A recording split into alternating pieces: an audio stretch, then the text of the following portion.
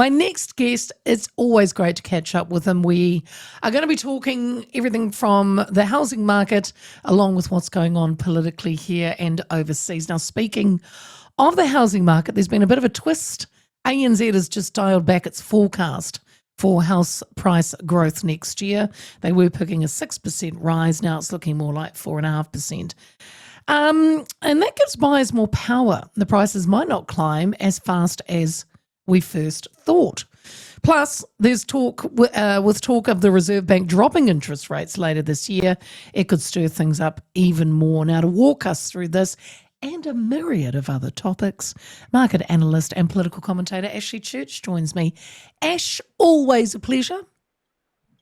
Thank you, Leah. Lovely to talk to you. As I was waiting in the waiting room there, all I could hear was the maniacal laughter of Kelly emanating through the studio. It was like being at a Greens caucus meeting. But so I'm pleased everybody's happy. So.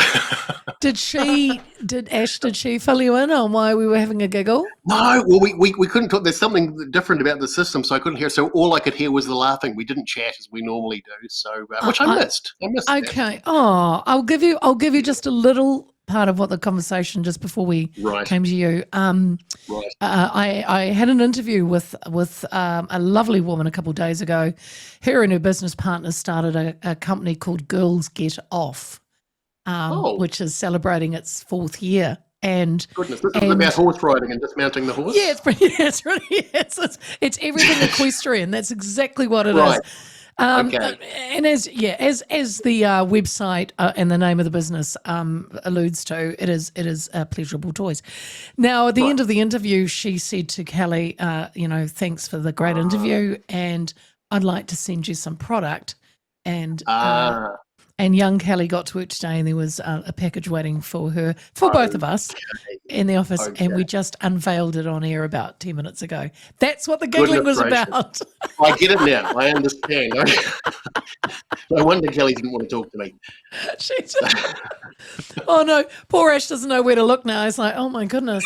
Please, come on, Leah, move on. Move on.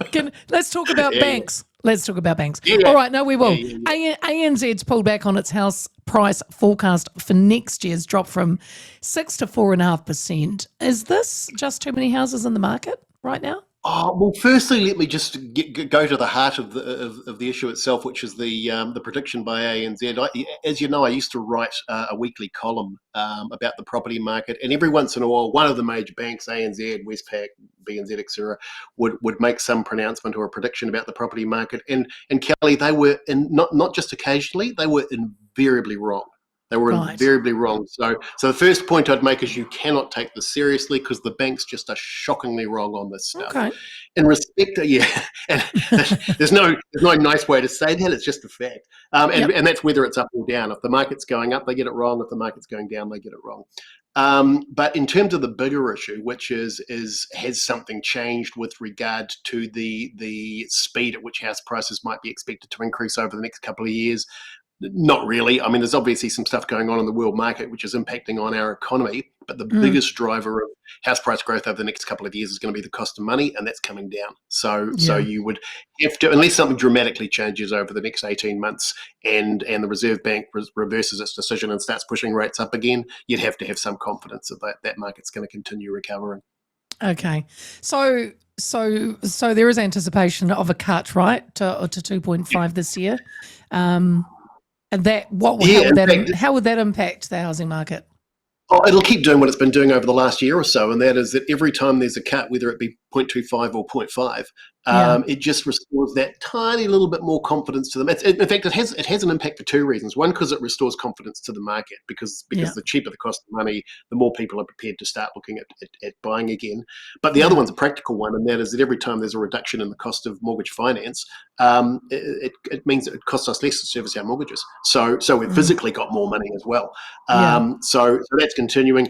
The only unknown there is probably a positive one, and that is will the Reserve Bank go further faster in terms of cutting rates in respect of what Trump's doing and some of the other things that are happening in the world economy? And that's a real possibility. So instead of seeing the end of rate cuts by the end of 2025, they may well continue into 2026.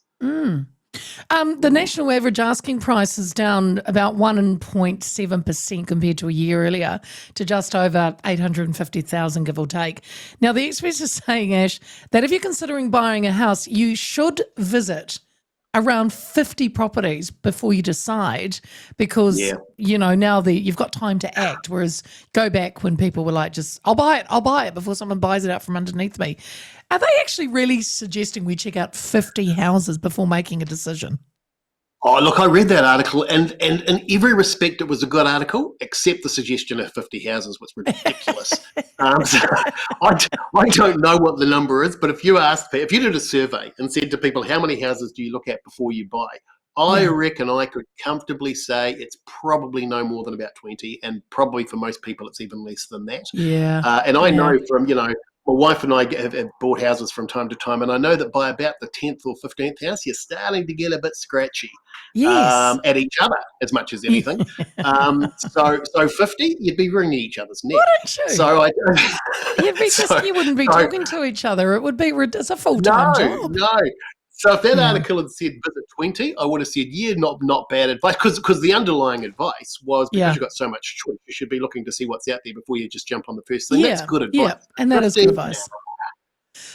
Because I think you get overwhelmed, and we've had a few buy and sell and over the years, and you just get overwhelmed.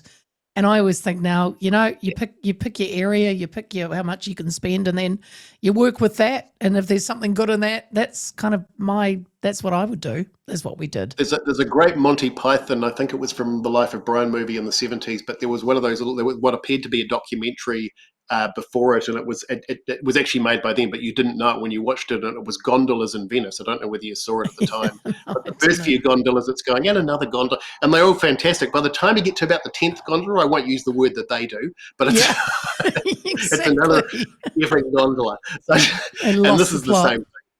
It lost the plot. This is the same thing. You get to a point where you're overdone, and you just need to make you're cooked. I can't do it. Actually, Ash, a text has come in saying we looked at 27 in one weekend. Oh my God! Well done. Well done. Are they still married?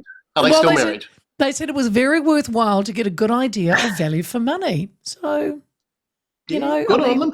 Good on you. I suspect they're on the peripheral. They're not average, but punters. But good on them. Good on you.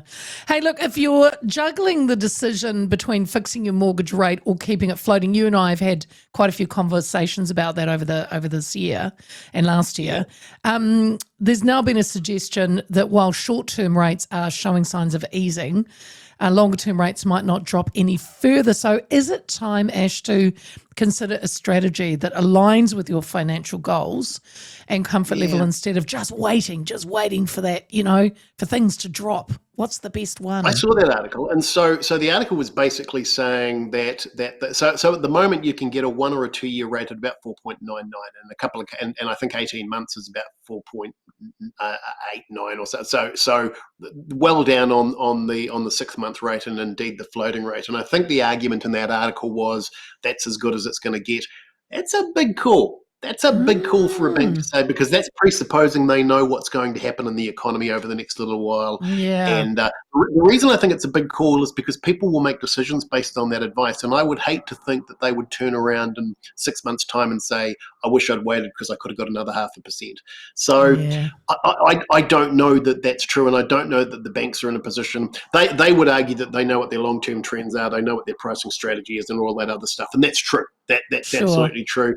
But I think that there's enough volatility in the world economy at the moment that there may well be further movements in the cost of money than we expected, and that may well result in another, 0.5% in the cost of money. So hard call. So your advice would be still to? My advice would be either 6 months or 12 months, no longer. And interestingly, I know the BNZ's 1 and 2 year rate at the moment are the same. It's 4.99. So I suspect that's the case with the other banks as well. So given the choice between a 2 and a 1, I'd be more inclined to punt for the 1. There we go. By the way, our text has come back there, Ash. Yes, we are still well married. So that's good. I'm very pleased to hear it. Good on you. All right, it's time to turn our attention to what's happening in the Beehive, Ash, and beyond. This week, Yeah, yeah. Justice Minister Paul Goldsmith announced that the government was reversing Labor's policy in banning prisoners from voting in the elections. In 2022, then Justice Minister Andrew Little said prisoners serving 3 years or less could vote. Goldsmith has said no. Your thoughts on that? Well, firstly, have to wonder, not just in respect of this issues, but in respect of a range of other issues, just what constituency Hipkins thinks that Labor's still after. Because who in their right mind would actually support what Labor's proposing? So the reason that a sensible party, whoever they might be, or a sensible government, whoever they might be, might withhold the vote is because when you're incarcerated, you have had your privileges as a citizen taken off you. That's why you're Sure. being incarcerated.